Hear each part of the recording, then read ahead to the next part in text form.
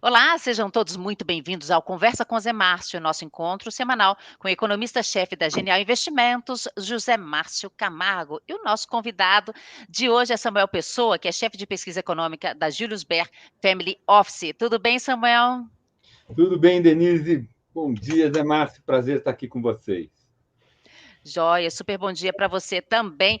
Zé, seguinte, olha, vou passar a bola para você e volto só lá no finalzinho, mas já vou te contando que aqui nos bastidores eu estava batendo um papo com o Samuel, ele já me falou mais ou menos o que está preocupando a ele. Questão fiscal, exterior e também as chuvas. Eu passo a bola, você toca o barco aí.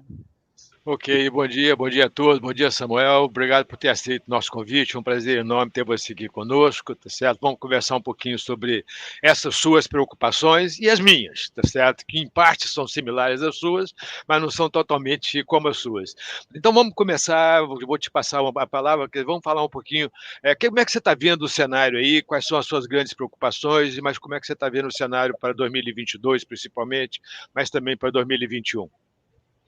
Zé, eu vou fazer o seguinte: eu vou falar qual era o meu cenário há um mês atrás, antes desse agravamento do cenário doméstico, e até também antes de novas rodadas do agravamento desse choque de logística e matérias-primas internacional, e o que mudou de lá para cá.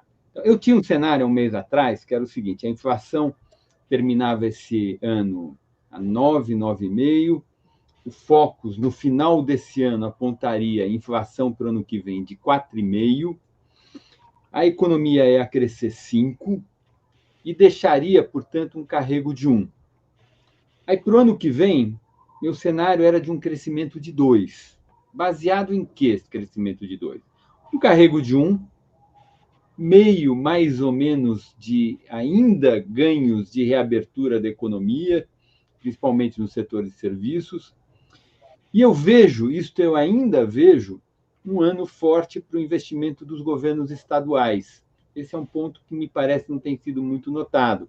Quando a gente olha a receita de ICMS, acumulado janeiro, outubro desse ano, contra janeiro, outubro de 2019, portanto, antes da crise, já deflacionado pelo IPCA, está rodando a 16%.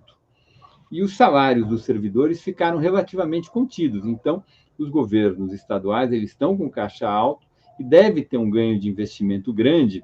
O governo de São Paulo anunciou quase, sei lá, uns 50 bi de investimento em 24 meses, concentrado mais no ano que vem.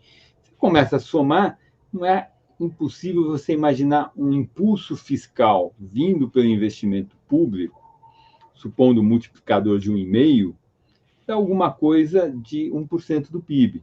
Então, somando tudo, dava 2,5% de crescimento, um de carrego, meio de reabertura, um de impulso fiscal vindo dos investimentos públicos. E a política monetária, no meu entender, ela contrairia 2 pontos percentuais no juro. Qual era a conta que eu fazia?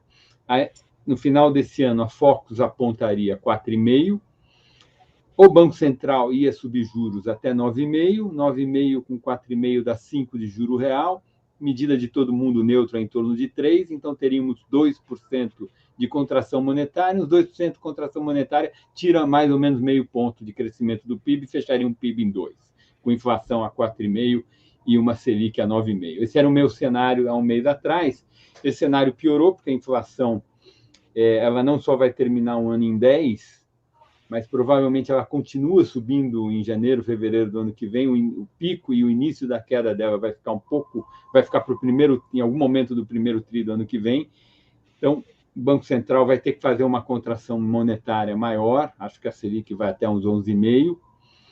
O crescimento esse ano, dados os problemas que aconteceram no Brasil, no meu entender, com a quebra do teto, ou como você chama, subir pé direito do teto que foi feita com a aprovação da PEC dos precatórios em 2 turnos na Câmara e agora está sendo avaliado pelo Senado, isso gerou queda da Bolsa, gerou subida da curva de juros e gerou alguma desvalorização cambial. Tudo isso pressiona a inflação e reduz o crescimento econômico. A gente já está vendo, mesmo em outubro, né, os dados de setembro da PMS, a gente já viu que esse processo orçamentário já está batendo em atividade, está batendo bem rápido, então o PIB talvez não feche em 5, feche em 4,7, o carregamento vai ser um pouco menor, desculpe, a política monetária vai ter que ser um pouco contracionista, então o que eu achava que era um crescimento de 2, está ficando mais com cara de 1. Mas eu ainda tenho dificuldade de imaginar um crescimento negativo para o ano que vem. Eu não enxergo um cenário tão ruim assim, porque tem outras forças que vão na direção contrária. Acho que a grande dúvida,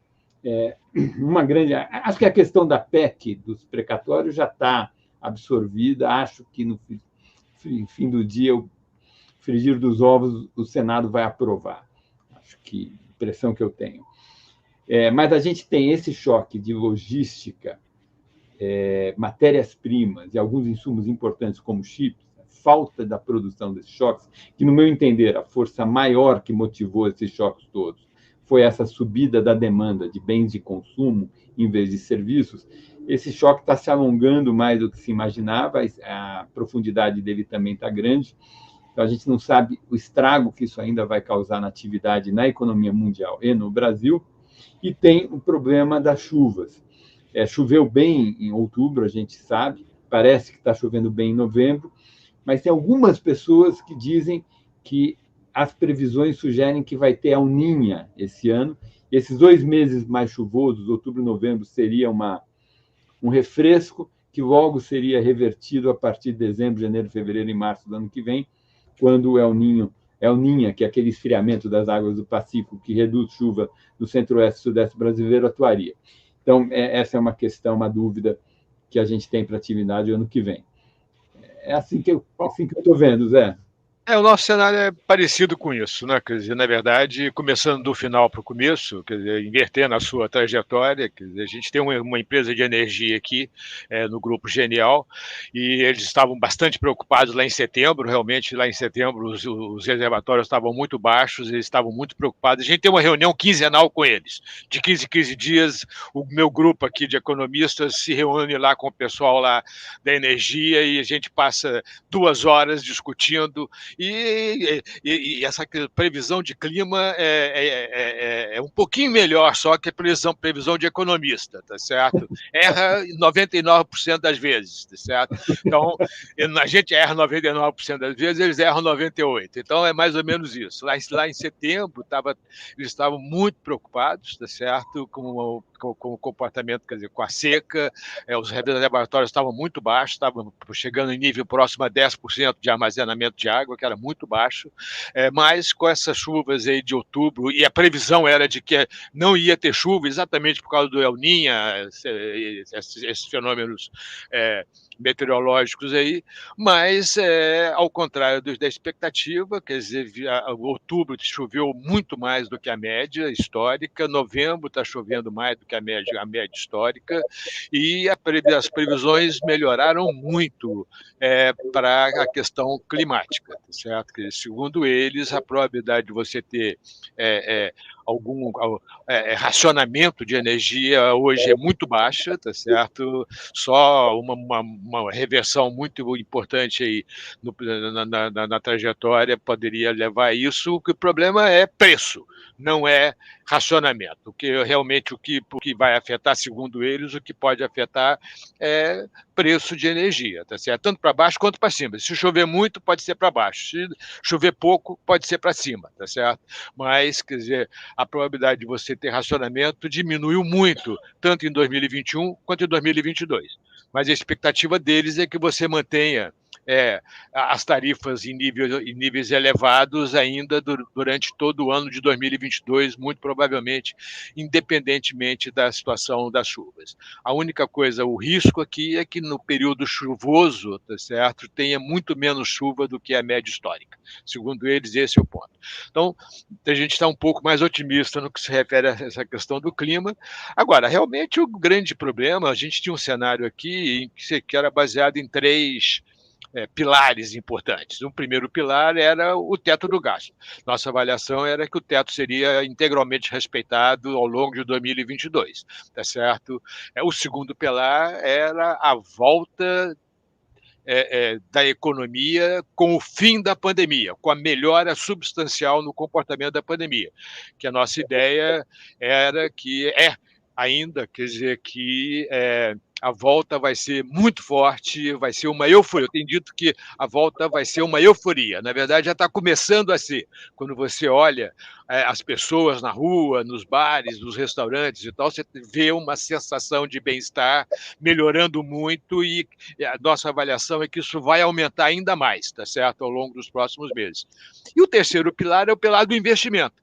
Não só do investimento dos estados, mas o investimento privado, né? Quer dizer, os leilões de infraestrutura estão vindo com muita demanda, os ágios estão sendo muito importantes, o governo está conseguindo leiloar as concessões bastante bem, tá certo? Quer dizer, não teve nenhum leilão ruim até agora, que é do começo, desde o começo desse ano, que está sendo assim, o primeiro trimestre já foi, o segundo trimestre também. A gente tem então, a nossa avaliação é que esse pilar também é um pilar que vai continuar positivo. Desses três pilares, o pilar do teto foi eu não sei se quebrado ou se foi seriamente danificado.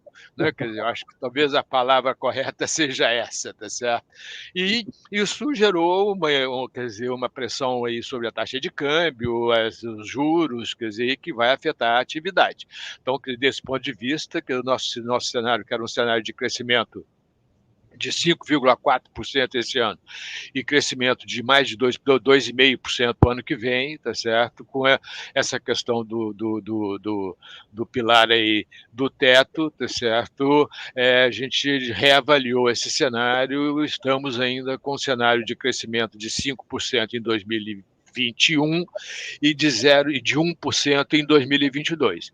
Esse cenário de crescimento de 2022 está fundamentalmente baseado na volta do setor serviços devido à melhora na pandemia. Eu tenho citado muito o último livro do Rui Castro, não sei se você chegou a ler, que é Metrópole à Beira-Mar, que trata do Rio de Janeiro depois da gripe espanhola. E é espetacular. O livro é muito bom, tá certo? E é uma coincidência. Esse livro foi publicado em 2019 e o primeiro capítulo é sobre a gripe espanhola no Rio de Janeiro. E o resto do livro é a volta depois da gripe espanhola no Rio de Janeiro, tá certo? E a volta é uma euforia. É espetacular. E é verdade no mundo inteiro. Depois eu fui ler, tá certo? A década de 20 foi uma década muito impressionante, basicamente no mundo inteiro. E a minha avaliação é que vai ser parecido agora, tá certo? Nós vamos ter aí vários trimestres e já está começando, a gente começar, se você olhar, eu tenho acompanhado o mercado de trabalho. A aceleração do mercado, da geração de postos de trabalho no Brasil é muito impressionante. No começo do ano, no primeiro trimestre, a PNAD estava dando uma destruição de 750 mil postos de trabalho no primeiro trimestre desse ano. No trimestre que acabou em março. No trimestre que acabou em abril, você teve uma destruição de 87 mil postos de trabalho. No trimestre que acabou em maio, você teve uma criação de 2 milhões e 100 mil postos de trabalho. No trimestre que acabou em junho, você criou 3 milhões e 100 mil postos de trabalho. No trimestre que acabou em julho, você criou 3 milhões e 500 mil postos de trabalho. Vamos ver o que vai acontecer no trimestre que acabou em agosto, tá certo? Mas a aceleração é muito importante. E tem a ver com a melhora da pandemia, tá certo? As pessoas estão saindo mais de casa. Tá. E tem uma coisa super interessante nesse negócio aí, que é o seguinte, Samuel. Uma grande parte dessa geração de postos de trabalho é no setor serviços ligados à família, onde você tem muito trabalho informal, com renda, com salários relativamente mais baixos, que foi exatamente quem mais sofreu com a pandemia. Você está tendo a volta dessas pessoas ao mercado de trabalho, que é um sinal, que é uma coisa boa, porque você provavelmente vai diminuir um pouco a desigualdade e a pobreza daqui até o final do ano e ao longo do primeiro semestre do ano que vem. Então, a gente tem um cenário parecido, nós estamos com uma taxa de crescimento do PIB em 2022 em 1%, tá certo? Mas vamos ver, né? Quer dizer, essa coisa do teto é muito importante. Eu acho que na verdade, para te ser sincero, eu esperava uma reação pior do mercado. A reação que o mercado está tendo me pareceu melhor do que a minha expectativa, tá certo? Mas Então, vamos esperar um pouco. nesse ponto, acho que eu não me surpreendi muito com a reação do mercado, porque eu avaliava que o mercado já tinha posto muita ruindade nos preços. E aí eu olho isso principalmente no câmbio. Porque se a gente pegar a correlação histórica que existe entre câmbio e preço de commodities, o real tinha que estar hoje a 4. Isso. Assim, não estou exagerando, não é? Não, pega a correlação. Eu não estou dizendo que commodities é o único determinante do câmbio. Tanto não é que o câmbio não está a 4. Evidentemente, tem um monte de outros determinantes. Mas o que eu estou dizendo assim, olhando só a correlação histórica entre commodities e câmbio, o câmbio tinha que estar a 4, e não a 5,3, 5,4. Não onde está. Então, por que não está 4? Entre outros motivos, porque a gente tem um problema fiscal estrutural que foi muito agravado pela epidemia. Então, a impressão que eu fiquei é que o mercado já colocou lá no início do processo muita ruindade. E por isso que não teve uma devolução tão grande, não teve um agravamento tão grande. Eu esperava, na verdade, se o teto sustentasse intacto, que a gente devolveria para uns 5,1, 5,2 o câmbio. A gente estava com uma expectativa aqui um pouco mais otimista. A gente achava que, pelos fundamentos da economia brasileira, o câmbio devia... A nossa conta, né? O câmbio devia estar lá em agosto, julho, agosto desse ano, que nossos cálculos aqui mostravam um câmbio em torno de 4,20, 4,30, tá certo? Só pelos fundamentos. A diferença... Esse é o número que eu tenho, é exatamente esse número. A diferença era risco, que tinha a ver com risco fiscal, basicamente isso. Que, efetivamente, mas eu achava, a minha avaliação era que não estava tudo no preço. E, pelo que a gente está vendo, tá certo? Parece que já estava tudo mais ou menos no preço, porque a taxa de câmbio está voltando para os níveis de final de setembro, tá certo? De antes da quebra do teto, tá certo? Então, desse ponto de vista, você tem razão. Acho que uma grande parte do risco fiscal da quebra do teto já estava no preço lá em setembro desse ano, tá certo? E acho que é por isso que a desvalorização não foi tão forte. Mas, de qualquer forma, quer dizer, a gente tem aí um problema na pressão inflacionária, né? Quer dizer, eu acho que o problema da inflação, Samuel, no mundo, não é só no Brasil, não menos no Brasil, até mais no mundo do que no Brasil, é políticas fiscais excessivamente expansionistas. Eu estou impressionado com o grau de expansionismo da política fiscal americana. Eu acho que o presidente Biden perdeu o controle sobre o processo. O que você acha?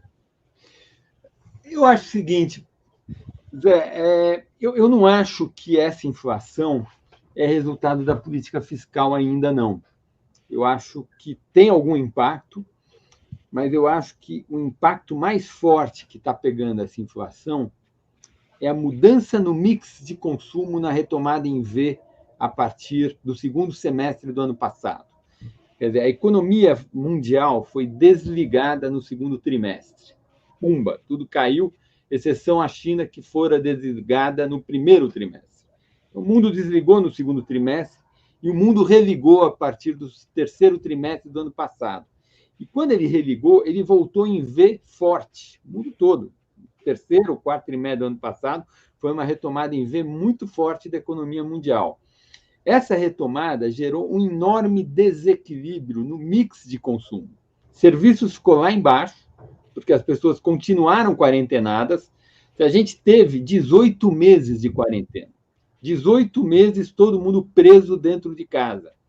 Ora, se fica 18 meses trancado dentro de casa, você compra mais televisão, porque você não vai mais ao cinema, você não vai mais ao teatro, você não vai ver jogo de futebol, você fica em casa vendo Netflix.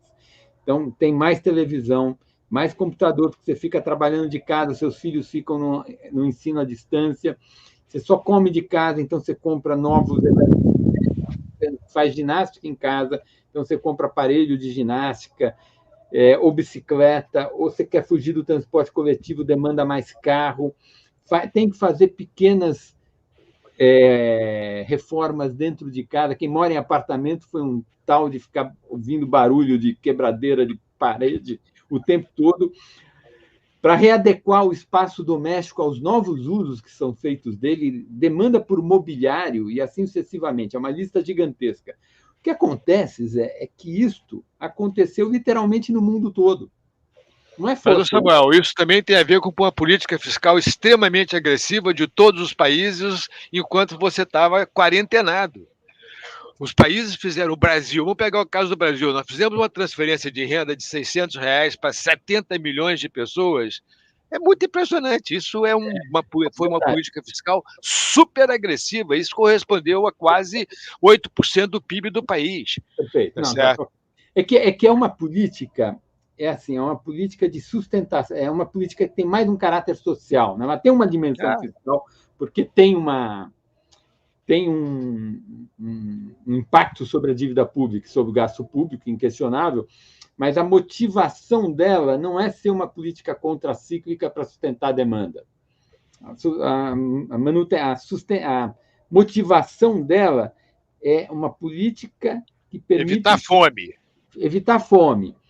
Então, não está claro para mim quanto que desta política fiscal é que gerou esse excesso de demanda. Porque esse excesso de demanda que eu estou falando é um excesso de demanda por bens de consumo durável, que quem consome são mais as classes superiores. A gente sabe, tem estudos lá no Jackson Hole, tem um paper que mostra isso, que mostra que o multiplicador fiscal das políticas fiscais feitas durante a epidemia foi muito baixo. E tem que ser muito baixo mesmo, porque a política foi feita para a pessoa ficar em casa sem trabalhar, para aquela pessoa que é pobre não precisar ir na rua de qualquer jeito tentar achar alguma coisa. Então, é natural que a política teria um multiplicador fiscal baixo. E eu acho que tem documentação disso.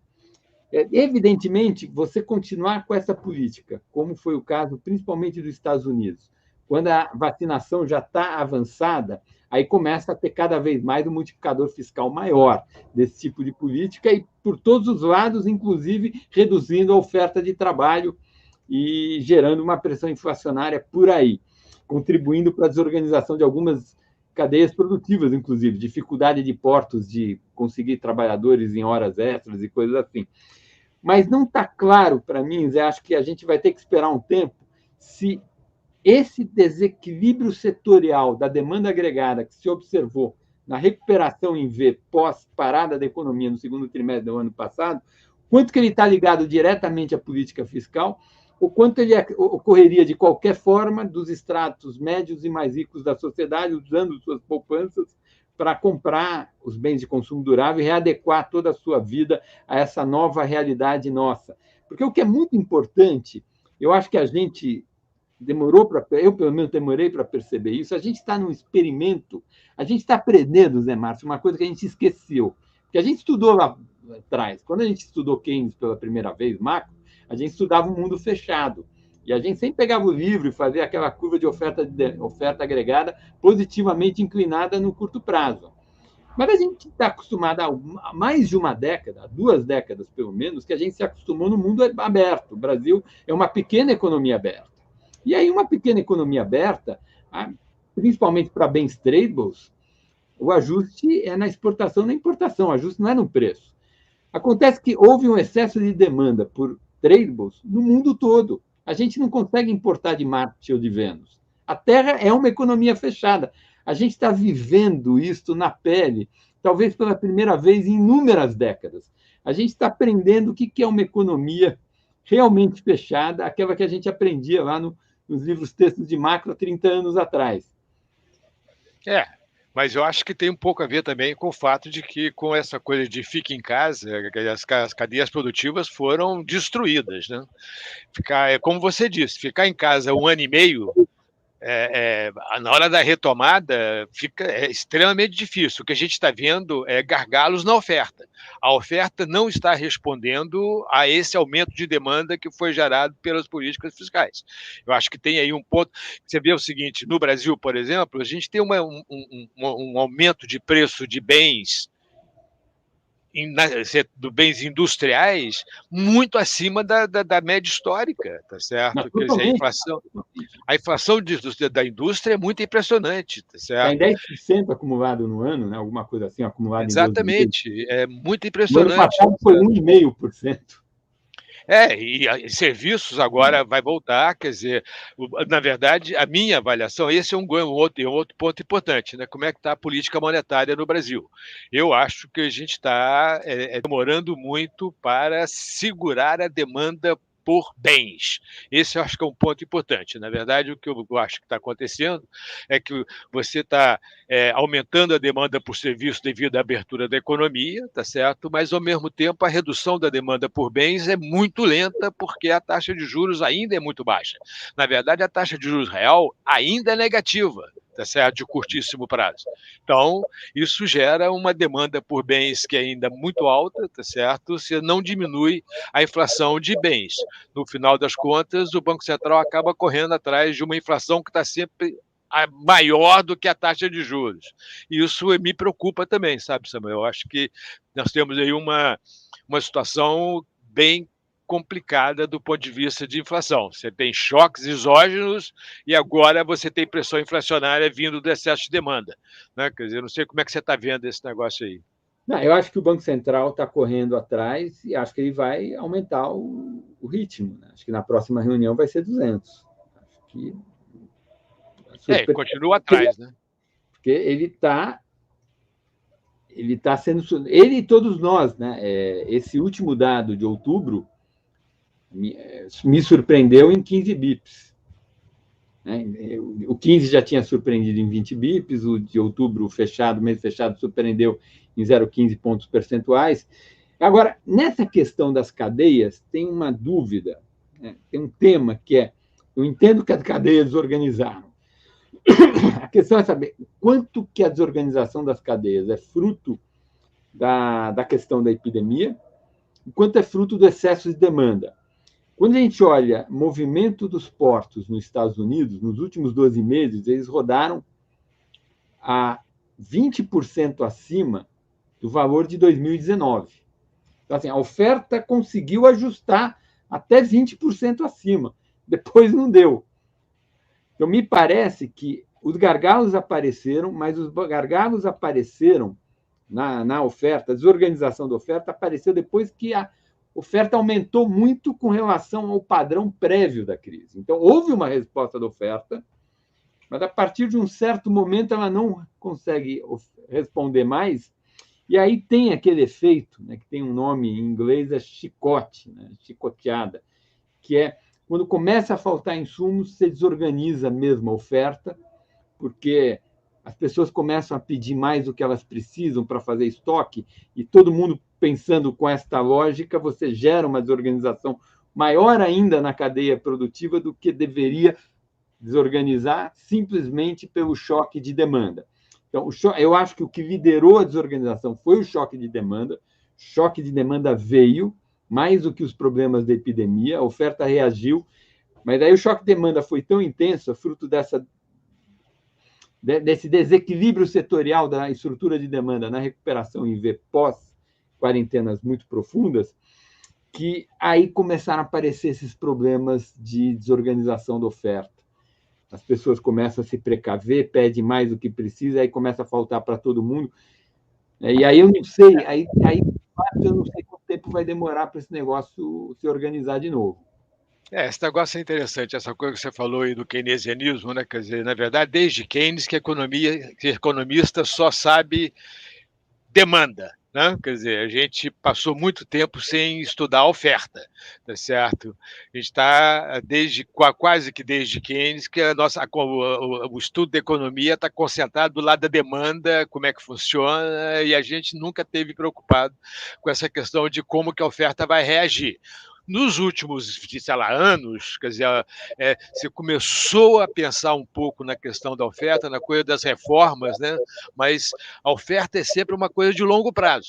Não, quer dizer, não é um assunto de curto prazo, é sempre um assunto de longo prazo. As reformas estruturais, a importância das reformas estruturais. Perfeito, então, você tem toda a razão.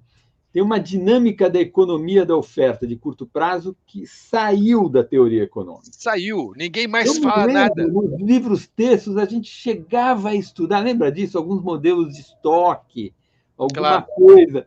Mas isso perdeu importância completamente. Temas de oferta são ligados à produtividade, melhor alocação, educação, reformas no marco legal e institucional, mas o manejo de curto prazo da oferta, essa questão desapareceu da economia. Tanto é que eu vi esse problema, agora a gente está olhando para isso, né?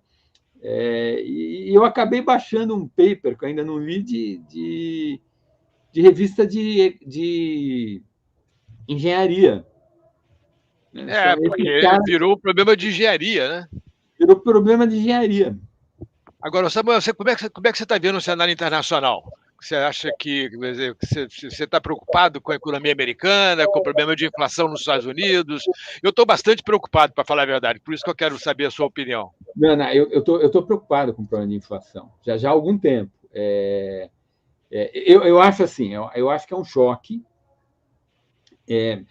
A minha visão mais geral de economia internacional e desta crise é que essa crise ela é muito diferente da crise de 2008 ou da nossa crise de 2014 e 2016. Essas duas crises que eu mencionei agora são o que eu chamo de crises endógenas.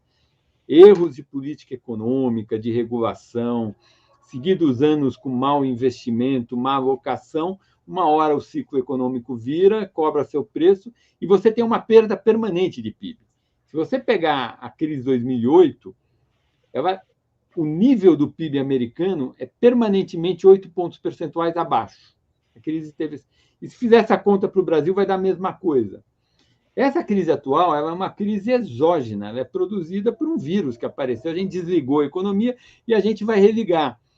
Então, primeiro aspecto para mim importante é que as economias vão voltar a trafegar, e elas já estão voltando sobre a mesma tendência que vigorava antes. Eu acho que vai ter alguns impactos de longo prazo, setor aéreo vai diminuir permanentemente, depois se recupera, mas nunca vai voltar à tendência, porque o turismo corporativo vai cair permanentemente, o comércio presencial vai cair permanentemente em função de um aumento permanente do comércio eletrônico, e a gente vai permanentemente usar mais teletrabalho, provavelmente a demanda por metros quadrados de escritório vai cair permanentemente. Mas essas mudanças permanentes, não me parece que elas vão gerar um impacto permanente no PIB agregado das economias. Então, as economias voltam para a tendência de longo prazo. Os Estados Unidos está bem perto, se vocês pegarem as previsões de mercado da Bloomberg, no final do ano que vem, os Estados Unidos vai estar, sei lá, meio ponto percentual abaixo da tendência. Todo mundo está voltando para a tendência prévia. Então, esse é o meu diagnóstico básico. Eu olho o mercado de trabalho americano, eu tenho visto uma criação de emprego muito forte.